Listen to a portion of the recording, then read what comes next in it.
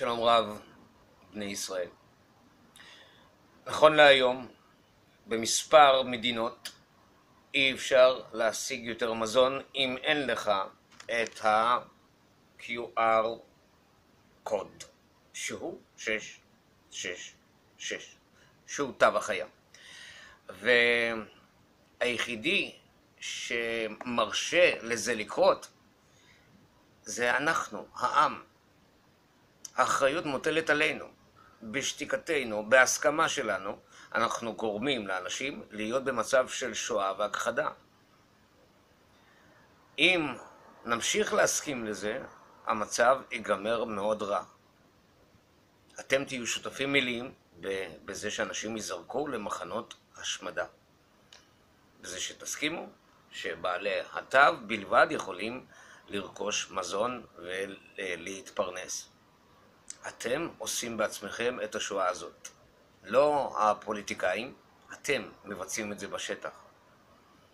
אז בני ישראל, היזהרו שלא יימצא דם על הידיים שלכם. אם אתם מרשים לשלטים האלה שכניסה אך ורק לבעלי תו מסוים, ירקרק כזה, אז אתם שותפים לפשע נגד אנושות. תבינו את זה. והקו האדום הולך להיגמר בקרוב מאוד כשתעיזו לגעת בילדים בדור ההמשך של העם הזה, על ידי הסכמה והשתיקה. אסור לשבש לילדים את החיים בעזרת הרעל הניסיוני הזה. אז חטא הזה של רצח ילדים וחטא הזה של זריקת אנשים למחנות ריכוז, כי בדיוק לשם רוצים להשליך אותנו, המשטר הפשיסטי הזה, דרככם, דרך השותפים השקטים לעשייה הנאצית הזאת.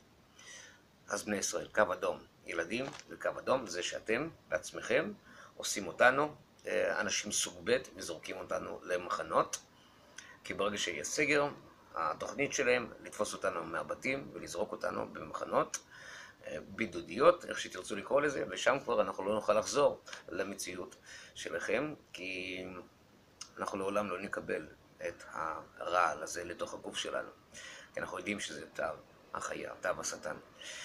אז בהצלחה בני ישראל, כי מי שעושה שואה לעם שלו, הוא יקבל שואה. מי שהורג בחרב, יהרג בחרב. מי שמוליך לשבי, הוא ילך בשבי. לכן, אל תתפלאו בני ישראל, שברגע שתיפטרו מאיתנו, אתם, הגזע הארי, בעלי התו של הגזע הנבחר, תו הירקרק, הולכים לקבל את גמול ידיכם על ראשכם. אני לא רוצה שזה יקרה, כי אתם הופכים להיות אויבים של אלוהים ושל העם שלו. עד כאן דברי אבא. להתראות.